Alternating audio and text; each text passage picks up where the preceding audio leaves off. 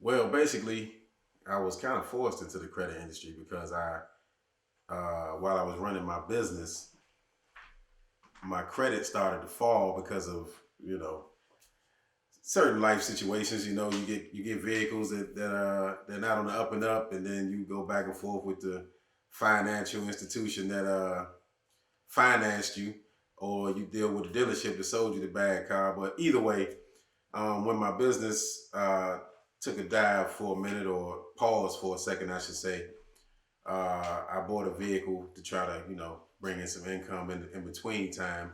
But with the vehicle being messed up, I couldn't pay my bills or whatever the case was. So since the car was messed up and I couldn't pay my bills, it started affecting my credit.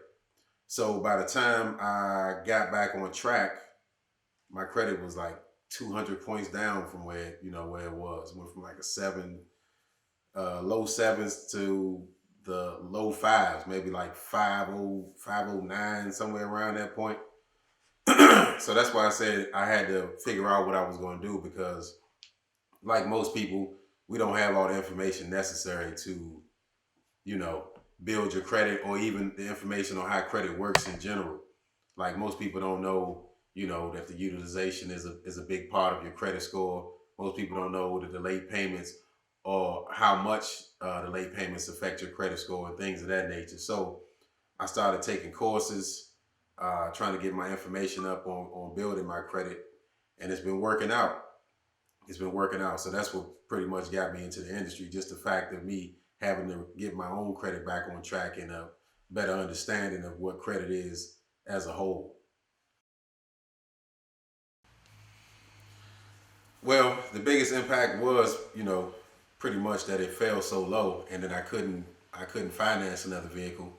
Uh, Credit a lot of times these days affects you getting a new job, getting the financing you need for your business, getting the home loans and all of that stuff. Like at 500s, or if your credit is bad in general, with a lot of negative inquiries and charge offs and collections, whatever people generally have, you can't do much with that. You can't move on your dreams or be in the place you want to be, that you're comfortable in, a new place, new car, any of those things. So that it affected me like that the most. Just not being able to move the way I wanted to move, as far as chasing my dreams and making my business happen.